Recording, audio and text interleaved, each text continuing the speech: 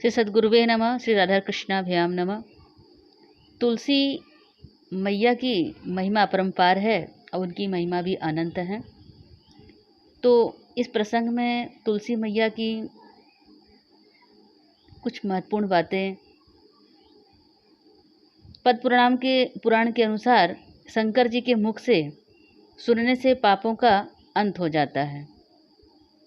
शंकर भगवान जी तुलसी मैया की महिमा कह रहे हैं।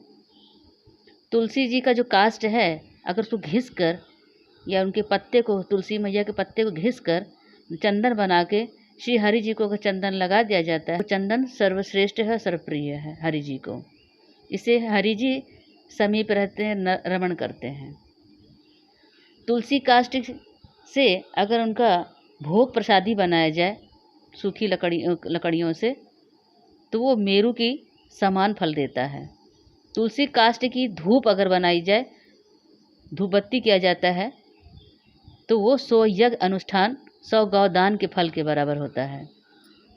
तुलसी की जो कीचड़ होता है, उसको अगर लगा के पूजन किया जाए, तो एक दिन में 100 पूजन का फल मिलता है। तुलसी की जड़ से अगर स्नान किया जाए, तो तीर्थ स्थानों का, जैसे तीर्थों में हम स्नान करने जाते हैं, वो फल हमें मिल जाता है। तुलसी की अगर नई मंजरी से अगर पूजा करते हैं, तो जब तक सूर्य चंद्रमा है तब तक इसका फल मिलता है। तुलसी दल से अगर रोज पूजा करने से धनवान होते हैं। तुलसी का पौधा अगर लगाया जाए श्रावण मास में संक्रांति के दिन, तो अत्यंत ही पुण्यदायी होता है। तुलसी की जड़ में ब्रह्मा और मध्य में जनार्दन जी और मंजरी में रुद्र भगवान जी का निवास करते हैं, इसीलिए मंजरी रुद्र जी को चढ़ाया जाता है। तुलसी जिस घर में लगा रहता है, वहाँ में रोग बीमारी दरिद्रता दुख नहीं आते हैं और चारों दिशाओं से पुण्य पूर्ण मंगल ही मंगल होता है। तुलसी यदि शिव मंदिर में लगा दिया जाए, जितने वहाँ पे बीज निकलेंगे उतने युगों तक मनुष्य स्वर्ग लोक में निवास करते हैं। जिस घर में तुलसी की मिट्टी हो, संपूर्ण देवता सर्वदा सर्वदा रहते हैं। तुलसी वृक्ष का अगर दर्शन कर लिया जाए या स्पर्श कर लिया जाए, तो हत्या जैसे पाप भी नष्ट हो जाते हैं। और तुलसी के वृक्ष के नीचे पिंडदान किया जाए, तो अक्षय पुण्य का फल प्राप्त होता है। किसी मृत व्यक्ति का तुलसी काष्ठ से जलाया जाए, तो वो वैकुंठ धाम जाते हैं। लेकिन उतना सारी लकड़ियाँ की जरूरत पड़ेगी, तो लकड़ियाँ नहीं हो पाएंगी। तो मृत व्यक्ति को दाह संस्कार के लिए जो लकड़ियाँ लाई गई हैं, उसमें अगर थोड़ा सा भी तुलसी काष्ठ का डाल दिया जाए, तो वो पूरा ही तुलसी के बराबर काष्ठ की तरह हो जाता है मिलाने से। और उसमें अगर दाह संस्कार मृत व्यक्ति का किया जाता है, तो कहते हैं ब्रह्मा विष्णु महेश सब प्रसन्न होते हैं, सारे देवता उनके स्वागत के लिए खड़े होते हैं। श्री हरि जी हाथ पकड़ के उनको लेने आते हैं और समस्त देवता पुष्पों की बरसात करते हैं। और कहते हैं मृत व्यक्ति को यदि किसी भी पाप से अगर ग्रसित हो, अगर तुलसी काष्ठ से उस मृतक की लकड़ी को मिला दिया जाए, तो अगर व्यक्ति के 100 पापों से मुक्त हो जाता है और उसे पुनर्जन्म नहीं लेना पड़ता है। तुलसी में अगर मंजरी होती है, उसमें अगर छोटे छोटे पुष्प होते हैं, संतों के मुख से सुने हैं वाणी, कहते हैं उसमें सुगंध आती है। अगर वही सुगंध कहते हैं राधा जी से भी आती है, श्री जी से। इसीलिए तुलसी को ज़्यादा से ज़्यादा श्री हरि विष्णु में यूज़ किया जाता है, प्रयोग किया जाता है, चाहा जाता है। कहते हैं समुद्र मंथन के समय ही 260वें अध्याय में समुद्र मंथन समय भगवान श्री हरि की पत्नी तुलसी जी प्रकट हुई थी। और जब मंगला आरती होती है, तो मंगला आरती के बाद चरणों का दर्शन नहीं कराते हैं, क्योंकि तुलसी जी से आच्छादित किया जाता है चरणों को। कहते हैं अग्निशाला में घी के साथ अगर तुलसी काष्ठ की धुआं, मतलब कि तुलसी का हवन किया जाता है तुलसी काष्ठ से, तो उसका धुआं स्पर्श हो जाए, तो सब पाप नष्ट हो जाता है। लेकिन वही अगर मसान में कहीं जो कभी जाना हो और वहाँ का धुआं अगर स्पर्श हो जाए तो जन्म भर का पुण्य खत्म हो जाता है। और तुलसी मैया का महिमा तो अनंत है। और कहते हैं गले में अगर कंठी माला पड़ जाए, उससे संबंधित कुछ महत्वपूर्ण जानकारियाँ भी हैं जो कृष्ण प्रिया तुलसी जी का परम कल्याण करने वाली हैं। जिस मनुष्य के कंठ में अगर तुलसी होती है गला माले में, वह यम की त्रास नहीं पाते हैं। ऐसे जीव गोलोक को प्राप्त होते हैं, जन्म मरण के चक्कर से छूट जाते हैं। अतः अंत में क्या होता है, नित्य लीला को प्राप्त करते हैं।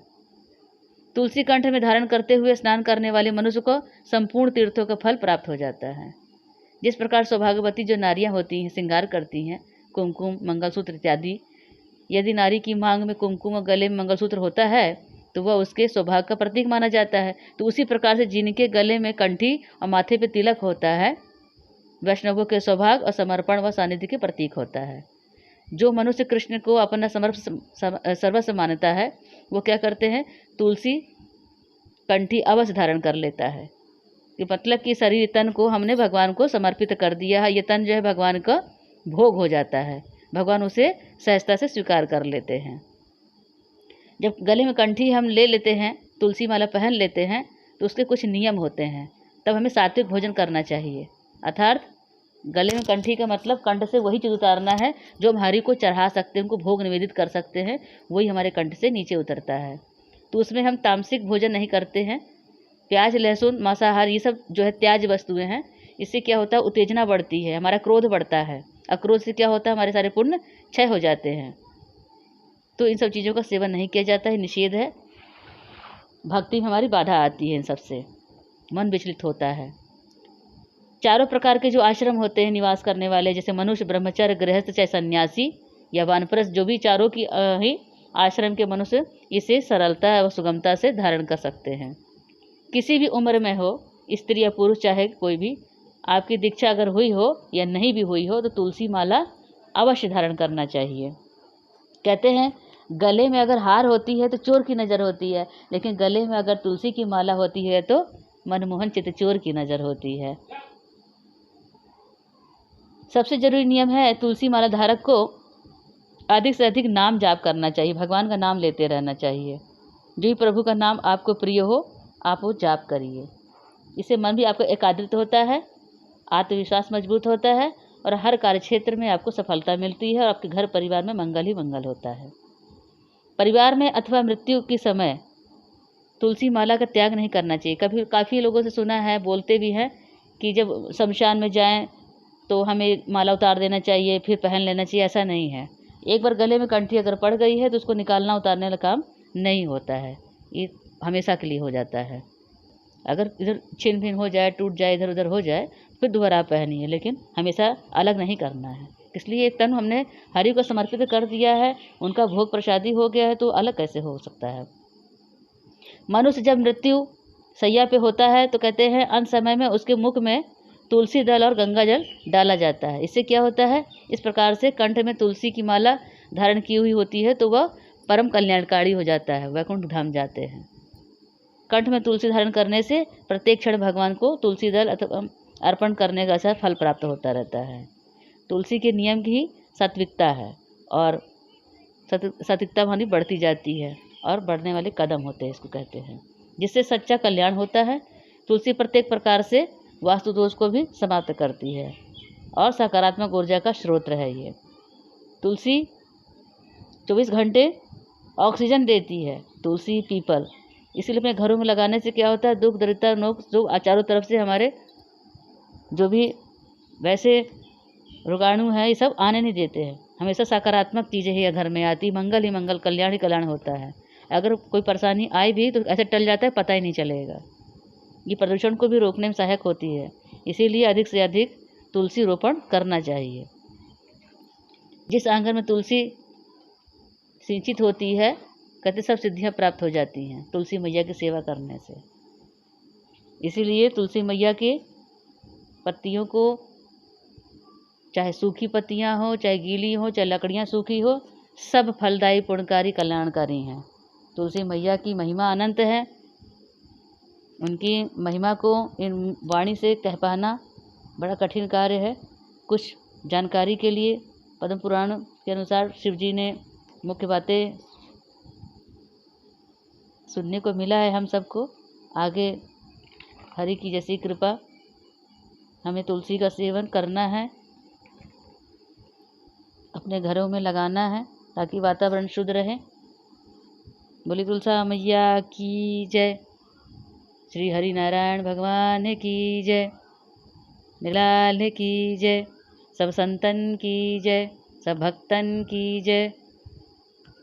सब श्रोताओं की जय। सभी का हार्दिक अभिनंदन वंदन। जय श्री राधे।